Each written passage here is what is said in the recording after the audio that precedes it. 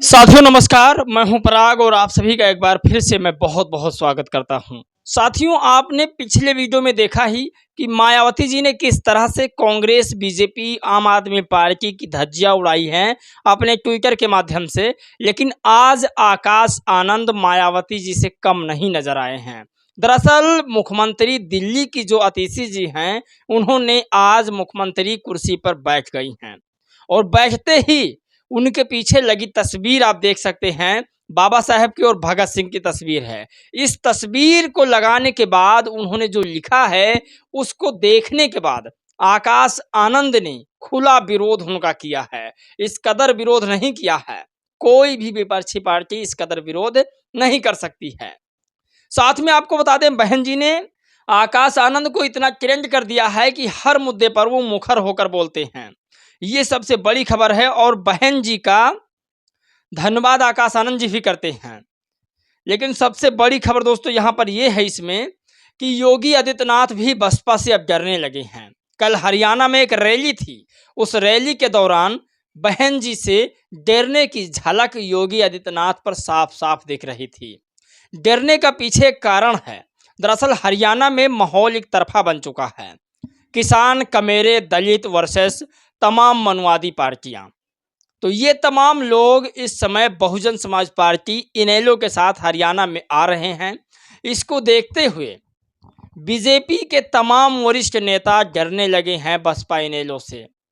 आप यकीन नहीं मानेंगे, योगी आदित्यनाथ का ये भाषण साफ साफ दर्शाता है कि बहन जी से डरना लाजमी है, क्योंकि 22 से 25% आबादी वाला हरियाणा जो दलित समाज से भरा है खचाखच, अगर वो बाबा साहेब के मिशन को जानता है, बाबा साहेब के सपनों को जानता था कि क्या बाबा साहेब ने किया, क्या सोचा है, तो वो दलित समाज कभी भी किसी अन्य पार्टी को वोट नहीं दे सकता है।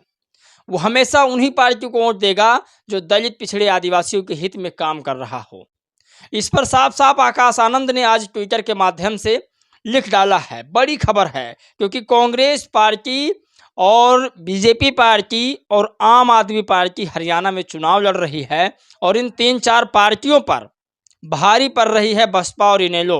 वहां पर भाजपा समाज पार्टी काशीराम और दुष्यंत चौटाला की पार्टी भी चुनाव लड़ रही है और इसका पूरा समर्थन फिर से अभय चौटाला जी ने दिया है। आकाश आनंद का पूरा समर्थन अभय चौटाला जी ने दिया है। तो ये सबसे बड़ी खबर है। साथियों, आतिशी जी लिखती हैं, पीछे तस्वीर लगाती हैं बाबा साहेब और भगत सिंह की, जबकि भगत सिंह भी मनुवाद के खिलाफ थे, पाखंडवाद के खिलाफ थे। भगत सिंह की आप किताबें अगर पढ़ेंगे तो उसमें साफ साफ ये आपको दिखाई देगा कि भगत सिंह कभी भी पाखंडवाद के साथ नहीं गए। साथियों, मुख्यमंत्री दिल्ली आतिशी ने लिखा कि आज मैंने दिल्ली के मुख्यमंत्री की जिम्मेदारी संभाली है। आज मेरे मन में वही व्यवस्था है जो भारत के मन में थी जब उनके बड़े भाई भगवान श्री राम 14 साल के लिए वनवास पर गए थे और भरत जी को अयोध्या का शासन संभालना पड़ा था। जैसे भरत ने 14 साल वनवास श्री राम की खड़ाऊ रखकर अयोध्या का शासन संभाला, वैसे ही मैं 4 महीने दिल्ली की सरकार चलाऊंगी। साथियों, ये कोई बड़ी बात नहीं है। कोई भी सौर समाज का व्यक्ति, कोई भी पिछड़े समाज का, दलित समाज का, किसी भी समाज का व्यक्ति भगवान की या श्री राम की या फिर जिसको वो मानता हो, जिसमें वो आस्था रखता हो, उसकी वो बड़ाई कर सकता है। लेकिन बड़ा बात यहाँ पर यह है कि अगर आप बाबा साहेब भगत सिंह को सिर्फ और सिर्फ वोटों के लिए यूज़ करते हों तो ये गलत बात है। आपको बताते हैं, तस्वीर में जिस तरह से ये दिखा भगत सिंह और बाबा साहेब, और उसके बाद यदि आप मनगढ़ंत कहानियों के बारे में सोचकर लोगों को बताते हैं तो शायद ये गलत है। अगर आप बाबा साहेब के नाम पर वोट लेते हैं तो बाबा साहेब ने जो कहा था उसको आप ज़रूर मानिए। ये नहीं कर पाएंगे आप लोग। इसी का विरोध आकाश आनंद ने किया है। आकाश आनंद लिखते हैं, बाबा साहेब डॉक्टर भीमराव अंबेडकर जी की तस्वीर लगाकर अरविंद केजरीवाल का खड़ाऊ रखकर अयोध्या के शासन का सपना देख रही श्रीमती आतिशी सिंह की यह तस्वीर गुमराह करने वाली तथा उनके शब्द संविधान की शपथ का उल्लंघन है, क्योंकि उनकी आस्था श्री अरविंद केजरीवाल जी के प्रति ज़्यादा दिख रही है, न कि भारत के संविधान के प्रति। इससे पद की गोपनीयता प्रभावित होगी। ये दिल्ली की जनता के साथ धोखा है। साथियों, दिल्ली के जनता के साथ धोखा है। हरियाणा में भी चुनाव लड़ रहे हैं, जेल में हैं अपना, लेकिन चुनाव हरियाणा में लड़ रहे हैं। सोचिए, वाल्मीकि समाज से आने वाले उनके मंत्रियों को, और चार चार ऐसे मंत्री थे उनके जिनको उन्होंने एक ही झटके में निकाल दिया जाता है आम आदमी पार्टी से। कभी भी आम आदमी पार्टी का इतिहास रहा है कि आम आदमी पार्टी के अंदर 4-5 या और ज़्यादा मंत्री या विधायक सांसद नहीं रहे हैं, लेकिन ये इतिहास है कि हमेशा एक ही उनके अंदर मंत्री रहे हैं, और वो भी बेचारे किसी न किसी हाल में उन्हें बाहर कर दिया जाता है। तो उनके ऊपर आपराधिक मामले हुए और उन्हें बाहर कर दिया गया, जबकि अरविंद केजरीवाल खुद कई बार जेल से जाकर राजनीति किए हैं, दिल्ली के मुख्यमंत्री पद पर बैठे रहे हैं। सबसे बड़ी खबर की ओर आपको लेकर चलते हैं। आकाश आनंद के ताकत की आपको मैं एक और झलक दिखाता हूं। आकाश आनंद ने जिससे ही हरियाणा में कदम रखा, वैसे ही राहुल बाबा को बहुजनों की याद आ गई। राहुल बाबा ने लिखा कि बहुजन विरोधी भाजपा चाहे कितनी भी झूठ फैला दे, हम आरक्षण पर आंच नहीं आने देंगे। हम तब तक नहीं रुकेंगे जब तक एक विस्तृत जाति जनगणना न हो जाए। आरक्षण पर से 50% की सीमा हटकर हर वर्ग को उनका हक, जिम्मेदारी और न्याय न मिल जाए। जनगणना से प्राप्त जानकारी भविष्य की नीतियों का आधार न बन जाए। मोदी जी जाति जनगणना बोलने तक से डरते हैं। वो नहीं चाहते कि बहुजनों को उनका हक मिले। मैं फिर दोहराता हूँ, मेरे लिए यह कोई राजनीतिक मुद्दा नहीं है। बहुजनों को न्याय दिलाना ही मेरे जीवन का मिशन है। सोचिए, अगर मंडल कमीशन लागू हो जाता उस समय, तो इस देश के तमाम बहुजनों को उनका अधिकार मिल जाता। बहुत देर से लागू हुआ, ये राहुल बाबा की ही चाल थी, नहीं लागू होने दिया। खैर, पहले क्या थे उससे कोई मतलब नहीं, अब ये क्या है इससे मतलब रखा जाए। इन्होंने कहा कि जाति जनगणना ही हमारा मुद्दा है। साथियों, जाति जनगणना मुद्दा है देश का, या फिर देश में संसाधनों का मुद्दा है? मुझे लगता है कि देश में जिसके पास ज़्यादा संसाधन है उस पर भी इस देश में संसाधन जनगणना होनी चाहिए। जो गरीब हैं उनको आरक्षण नहीं, उनको पहले आर्थिक तौर पर मजबूत करो।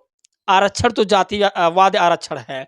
जाति सूचक गाली देना या जातिगत टिप्पणी करना, इसके लिए आरक्षण मिला था कि हम लोग एक बड़े पद पर पहुंच जाएं, ताकि हमारा संबंध बड़े लोगों से हो जाए, जातिवाद खत्म हो जाए। तो जाति और जनगणना ये दोनों अलग अलग मसला है। पहले हमें आर्थिक जनगणना चाहिए, तो ये सबसे बड़ी बात है। लेकिन राहुल गांधी जी अपने ट्वीट में 2 चीज़ लिखते हैं। मोदी जी जनगणना कराने से डरते हैं, और मैं चाहता हूं कि इस देश के तमाम समाज के लोगों को उनका हक दिला पाऊं। तो तमाम समाज के लोगों का हक मतलब हुआ आरक्षण समाप्त करना। बीजेपी वाले अब बसपा से डरने लगे हैं। ये पहले आप वीडियो देखिए। तो कांग्रेस ने परिवारवाद के, भ्रष्टाचार के गर्त में डुबोने का काम किया था, चाहे कांग्रेस रही हो, चाहे इन लो रही हो, और चाहे वह दिल्ली के अंदर झाड़ू लगाने वाली पार्टी हो। याद रखना, बहुजन समाज पार्टी के हाथी का पेट इतना बड़ा है, वो कभी भरता नहीं है, कभी नहीं भरने वाला है। वो वोट खराब हो जाएगा, याद रखना। और मैं यही कहने के लिए आज आपके पास आया हूं, बहन और भाइयों। तो साथियों, किस तरह से योगी आदित्यनाथ कह रहे हैं कि बीएसपी के हाथी का पेट बड़ा है। आप कल्पना नहीं कर सकते, ये डर है, साफ साफ डर झलक रहा है। आपको बताते हैं अभय चौटाला ने क्या लिखा। ये है दिल्ली वाले संस्कार, खून में पार्टियों का संचार। कांग्रेस व भाजपा नेताओं के विचार ही उनके संस्कार को अभिव्यक्त करते हैं। उनके बयान बताते हैं कि इन नेताओं को हरियाणा नहीं वरन पार्टी के हाईकमान के प्रति निष्ठा है। ऐसे में जनता इस बार हरियाणा निर्माता के संस्कार व हरियाणा की मिट्टी से प्यार करने वाले हरियाणा के बेटे को ही आशीर्वाद देने जा रही है। तो साथियों, ये सबसे बड़ी खबर है, और हरियाणा में राजनीति का माहौल चेंज होने वाला है। आकाश आनंद ने जिस तरह से दिल्ली मुख्यमंत्री को घेरा है, मुझे लगता है कि इस बार जिस तरह से राजनीति हो रही है वो सबसे अलग राजनीति हो रही है। मायावती जी खुलकर ग्राउंड पर आ चुकी हैं। खुलकर एकदम से पूरा निडर होकर के। वैसे बहन जी भगवान से नहीं डरती हैं, फिर ईडी सीबीआई क्या चीज़ है, वरिष्ठ पत्रकार सैयद कयूम जी ने लिखा था। और आपको बता दें कि इस बार की राजनीति में आर पार की लड़ाई जरूर होगी, विजयी बहुजन समाज के लोग ही होंगे। इस वीडियो में दोस्तों बस इतना ही। जय भीम, नमो बुद्धाय।